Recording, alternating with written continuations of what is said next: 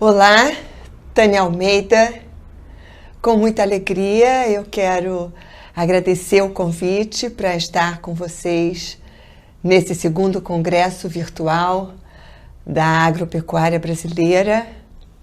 Vocês estão me ouvindo hoje com um tom de voz mais grave. Eu estive afônica durante toda a semana, mas não quis deixar de fazer essa gravação hoje para estar com vocês durante o congresso.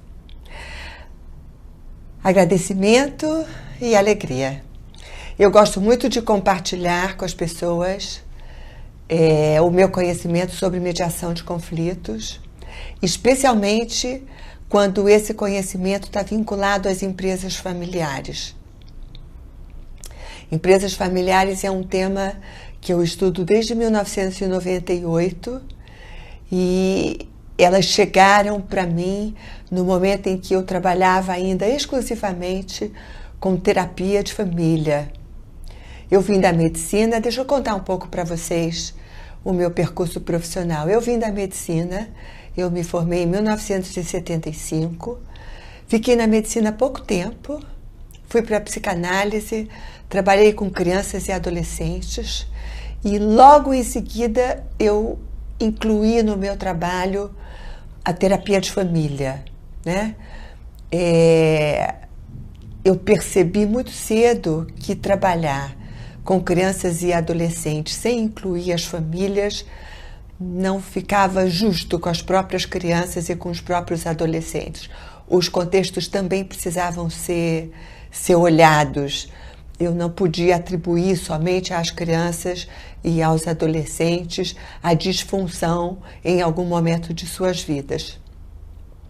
Então, foi na terapia de família que eu passei a trabalhar com os divórcios litigiosos e com as empresas familiares.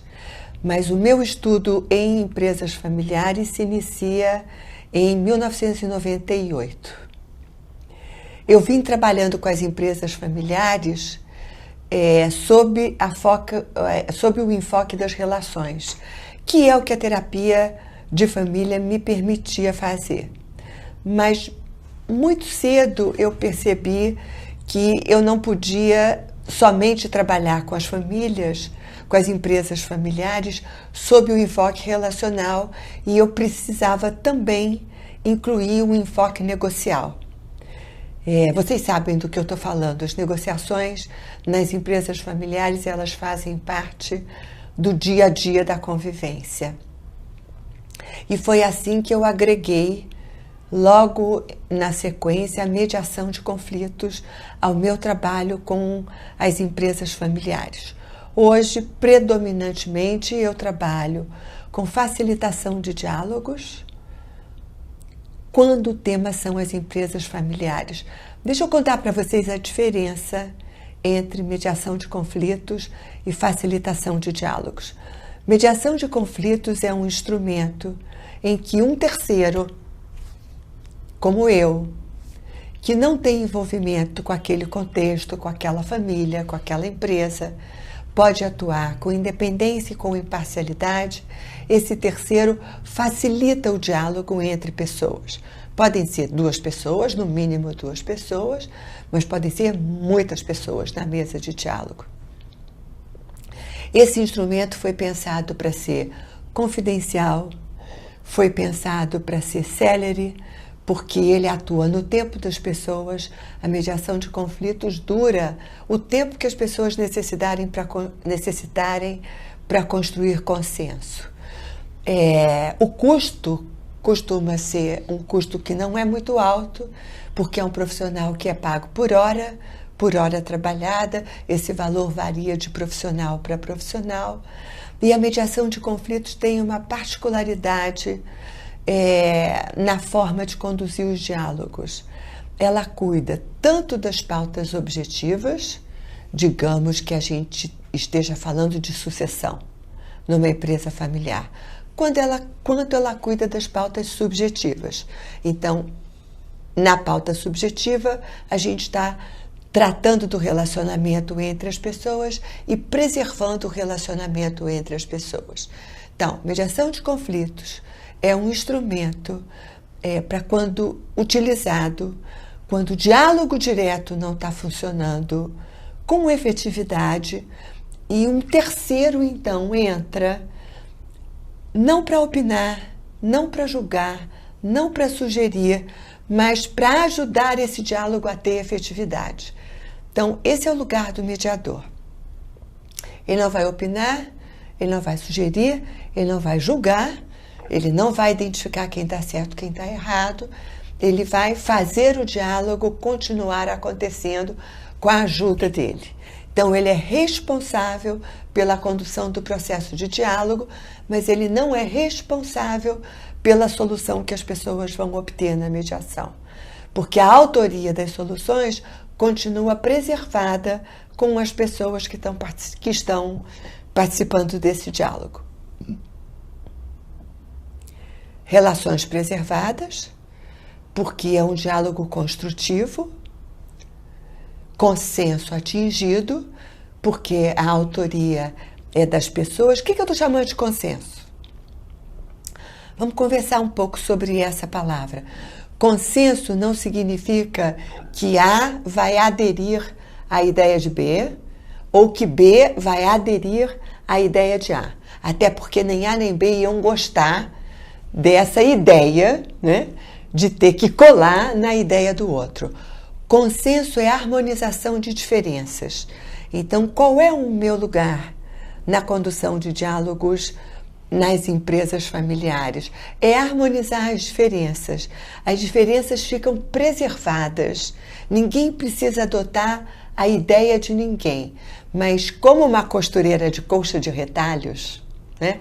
A costureira de colcha de retalhos, a maior habilidade dela é fazer as diferenças ficarem bonitas, porque ela vai harmonizar as diferenças. Mas a colcha será tão mais bonita quanto mais diferentes retalhos e cores e texturas e padrões ela tiver. Então, assim são as ideias da construção de consenso. Não importa que elas sejam diferentes. Eu tenho que ajudar as pessoas que participam desse diálogo a colocar um E entre as suas ideias, em lugar de colocar um OU entre as suas ideias, né? Os embates acontecem quando a gente trabalha com ou. Ou vai ser a sua ideia vencedora, ou vai ser a minha ideia vencedora. Se a gente está participando de um diálogo onde a premissa é não há ideias vencedoras, alguém vai nos ajudar a colocar um E entre as nossas ideias. Você pode encostar na poltrona. Você não precisa ser aguerrido à sua ideia, porque não é um campo de batalha pela melhor ideia, né? Ou pela verdade. É um campo de conversa para harmonizar as nossas diferenças. A União Europeia trabalha assim, né? A União Europeia tem 27, 28 países membros e toda a questão comercial da União Europeia vem sendo tratada por construção de consenso. Isso significa que cada país pode preservar as suas diferenças, a sua cultura, mas aquilo que for comum vai precisar ser harmonizado. Então, na construção de consenso, a gente não trabalha com concordância, a gente trabalha com aceitação de diferenças. Então, eu posso adotar uma ideia, não porque eu concorde plenamente com ela, mas porque eu consigo conviver com ela. Porque quando há diferenças muito acirradas, o melhor verbo não é o verbo concordar. O melhor verbo é o verbo conviver. Conviver com a diferença. Então, tem uma graduação na construção de consenso. Aquelas ideias com as quais eu posso conviver de maneira muito confortável, aquelas ideias com as quais eu posso conviver minimamente confortável e aquelas com as quais eu não posso conviver. Mas essas ideias não são descartadas. Elas voltam para a mesa para serem renegociadas, para que se encontre uma forma com a qual todos possam conviver. Mediação de conflitos trabalha com construção de consenso. Quando é que eu vou chamar de facilitação de diálogos? A mediação de conflitos foi legislada na passagem de 2015 para 2016 e isso conferiu, ela está no novo Código de Processo Civil, Há uma lei de mediação. Nós podemos, dentro dos processos já judicializados, os juízes podem encaminhar para a mediação, nós podemos ir ao Tribunal de Justiça, em vez de ajuizar uma ação, solicitar mediação de conflitos, numa fase ainda pré-judicial. Então, desde que ela foi legislada, criou-se uma burocracia para a gente chamar de mediação. Há um contrato prévio, que é o contrato de participação na mediação, um compromisso com princípios éticos. Há um termo final que é redigido na linguagem das pessoas, onde todos os consensos são transcritos, mas eu posso trabalhar com as mesmas ferramentas da mediação, que são especialmente as ferramentas de comunicação e as ferramentas de negociação.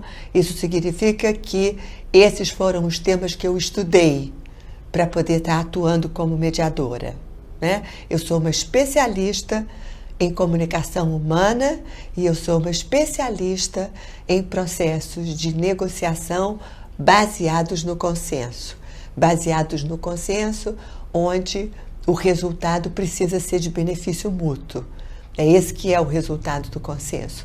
Se não tem um vencedor e um perdedor, a gente vai estar trabalhando para que todas as pessoas à mesa saiam satisfeitas. Então, quando eu uso as mesmas ferramentas da mediação, mas não uso o protocolo da mediação, atuo de uma maneira mais informal, eu chamo de facilitação de diálogos.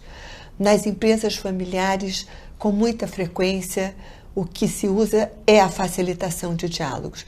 A gente deixa para usar a mediação se as questões estão judicializadas, tomara que não se precise. A gente precisa aprender a deixar o judiciário como CTI das nossas desavenças, né? Das nossas diferenças. Antes de chegar no CTI, tem ambulatório, tem enfermaria, tem uma opção de estágios para a gente passar. Então, a mediação é um desses estágios, né? Mas o judiciário continua tendo o seu lugar. Então, quando eu preciso que um acordo advindo do processo de diálogo seja homologado pelo juiz, por exemplo, eu chamo de mediação.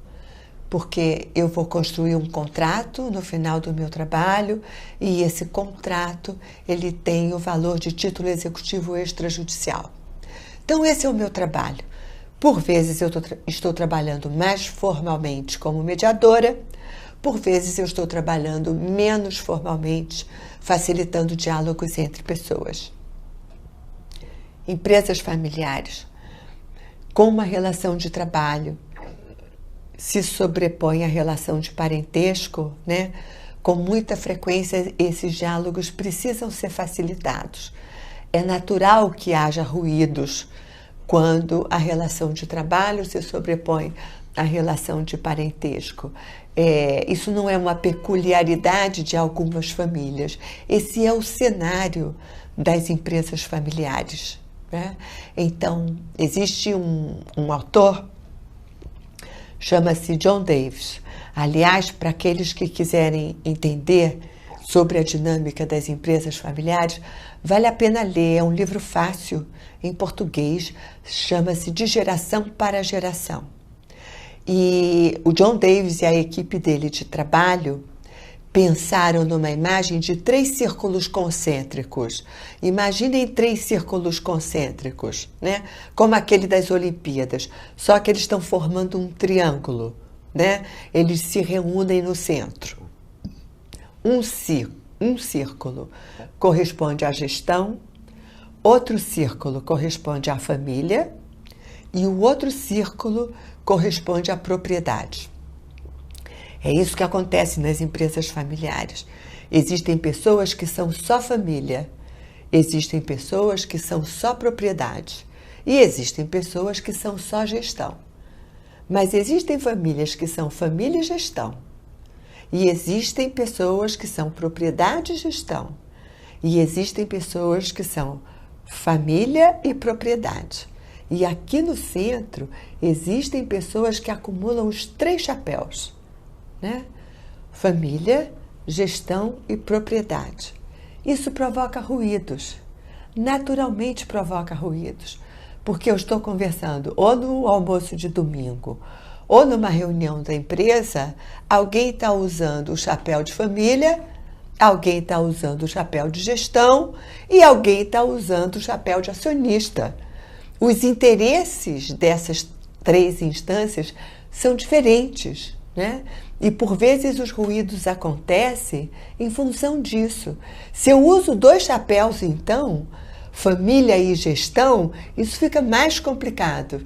Porque às vezes as pessoas falam comigo como família e no minuto seguinte elas estão falando comigo como gestores. Então, eu quero trazer uma tranquilidade para todos vocês com relação aos naturais ruídos desse cenário, né? É natural que haja esses ruídos. Trocar de chapéu, às vezes eu troco de chapéu de uma frase para outra. Eu estou falando com a Maria como família e me viro para a direita e falo com o João como gestor. Então, é muito difícil para quem usa mais de um chapéu, ou é muito difícil numa reunião em que eu tenho pessoas usando esses diferentes chapéus, que o interesse seja o mesmo, que a gente consiga estar falando de um mesmo objeto, que pode ser a viagem de final de ano, que pode ser o reinvestimento na empresa, que pode ser o aumento de patrimônio, que pode ser distribuição de lucros, depende do chapéu que eu estiver usando, o meu interesse e a minha fala vai ser diferente. Então, a gente talvez fique pensando que é com a nossa família que esses ruídos acontecem. Não é. Acontece com todas as famílias. E facilitadores de diálogos podem ser úteis nessas situações, né? Podem estar presentes nas reuniões mais acaloradas ou quando a pauta for uma pauta mais difícil, porque a facilitação de diálogos ou a mediação não precisam acontecer só quando o conflito está instaurado. Elas podem acontecer de maneira preventiva, né? Se a família vai ter uma pauta mais difícil, né, numa reunião de final de ano, numa reunião que diz respeito à profissionalização da empresa ou a mudanças que se quer fazer em termos de investimento, seja qual for o tema, que a gente intua ou que a gente perceba que é um tema em que a temperatura pode subir, a gente pode ter um facilitador de diálogos nessa reunião. Mas eu também quero convidar vocês para terem esse conhecimento, né? Talvez vocês não precisem ter um terceiro externo para ajudar vocês nesses diálogos. Talvez os próprios integrantes da família possam ampliar seus conhecimentos em comunicação e em negociação. Existem instituições brasileiras oferecendo cursos e oferecendo aprimoramento em ferramentas de comunicação e negociação para as empresas familiares.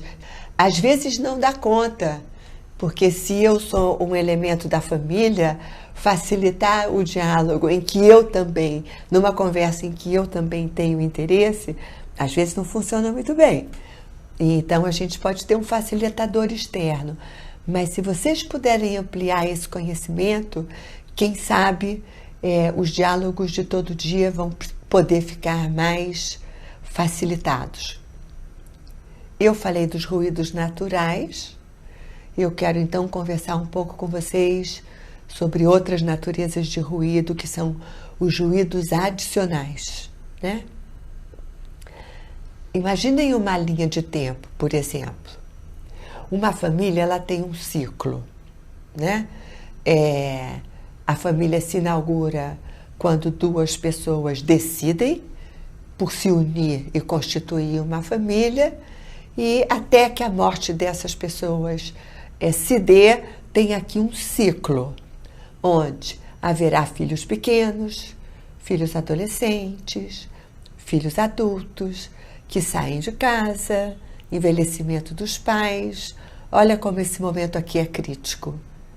né? Os filhos saem de casa no mesmo momento do envelhecimento dos pais. A gente chama esse momento de ninho vazio, né? E às vezes a convivência continua se dando especialmente dentro da empresa familiar, a convivência diária, né? Até que a gente caminha para a finitude desses pais e caminha também para as novas famílias, e incluímos também as novas famílias que esses filhos estão inaugurando. Então, esse é o amadurecimento, vamos dizer, na linha do tempo, natural de uma família. Eu posso ter pontos de estresse aí. Por exemplo, um filho que adoece é um ponto de estresse no desenvolvimento da família. Um pai que fica desempregado é um ponto de estresse. Uma família que precisa mudar de cidade é um ponto de estresse. Na empresa familiar, nós também temos um ciclo do início da empresa familiar. Ela também fica adolescente, ela também fica adulta e ela também amadurece, né? E nesse ponto de muito amadurecimento, é natural que entre uma nova geração. Mas às vezes as novas gerações entram antes. Entram quando a empresa ainda é adolescente. Então, quais são os temas que são adicionais de estresse, além desses que eu falei para vocês sobre chapéu de família, chapéu de gestão e chapéu de propriedade? O momento da sucessão, que a gente conhece como passagem do bastão, né? O momento da segunda geração na família, o momento da terceira geração entrando na família, né? Que é o consórcio de primos, o momento da profissionalização da empresa. Algumas empresas optam pela profissionalização.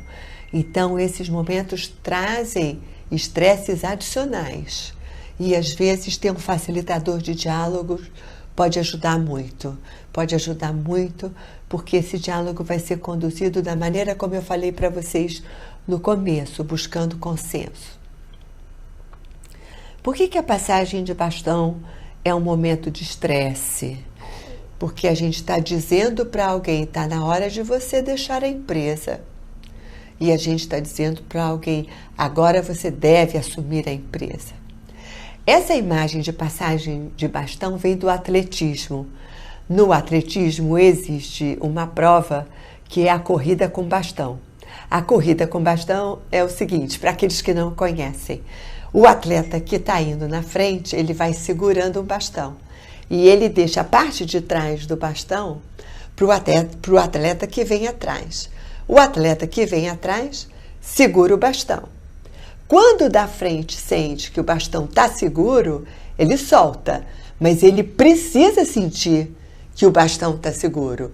Porque se ele soltar sem que o da frente sem que o de trás mantenha o bastão seguro, isso significa que o bastão vai cair no chão. Então, isso significa que a empresa vai quebrar. Precisa ter segurança em quem está saindo, que quem está entrando consegue segurar esse bastão com segurança. O que acaba acontecendo? Esse que precisa largar o bastão demora para se sentir seguro. E esse que está pegando o bastão acha que já tem toda a segurança do mundo. E eles ficam segurando o bastão juntos por um tempo maior. E isso gera estresse, né? O pensamento da geração da tradição e o pensamento da geração da inovação. Essa é uma conversa delicada na sucessão das empresas familiares. A conversa entre o que manter e o que mudar. O que é da tradição e o que é da inovação. E como as ideias elas têm tempo de vida cada vez mais curto, as mudanças se dão num tempo cada vez mais veloz, né? Então, essa conversa entre o que manter e o que mudar é muito, além de ser delicada, ela está se dando numa velocidade muito maior. Mas precisa haver essa conversa entre manter e mudar. Mudar tudo 100% também não ajuda essa empresa a se manter sustentável. Há sempre o que manter e há sempre o que inovar. Então, essa é sempre uma conversa entre gerações, mas às vezes ela se dá dentro da mesma geração, né? Digamos que o bastão tenha sido passado e agora o que nós temos é uma sociedade entre irmãos. Também entre irmãos há diferenças a serem administradas. Há aqueles que são mais pró-mudança e há aqueles que são mais pró-conservação, né? E, mesmo vindo de uma mesma origem familiar, são pessoas diferentes, que pensam diferente, com um mapa mental diferente. Então, é natural que mesmo na sociedade e entre irmãos, muitas diferenças precisem ser negociadas. Agora, ponto de estresse, habitualmente, ainda maior é o consórcio de primos. Por quê? Os irmãos, eles vêm de uma mesma origem familiar. Os primos não vêm de uma mesma origem familiar.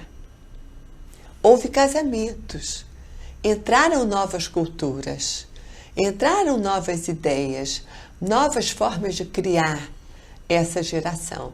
Então, quando a gente chega nessa terceira geração do consórcio de primos, a tendência é que mais diferenças ainda estejam na mesa e precisem ser negociadas, né?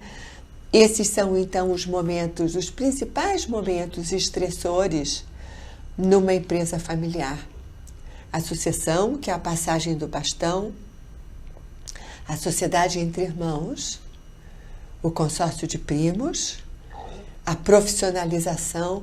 A profissionalização significa que não sou eu mais que tomo todas as decisões. Eu agora sou do conselho de família.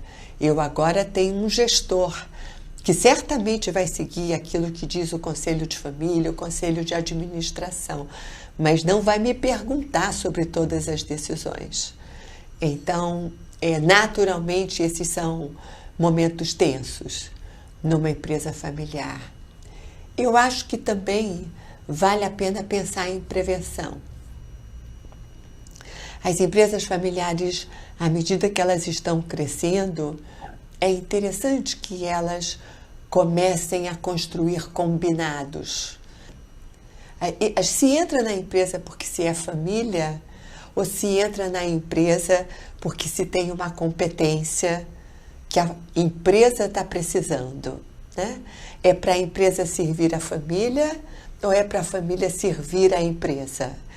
Todos que têm consanguinidade são bem-vindos ou são bem-vindos aqueles que têm um conhecimento específico, porque são administradores, porque são economistas, porque são gestores, porque são psicólogos e a empresa está precisando dessas competências, né?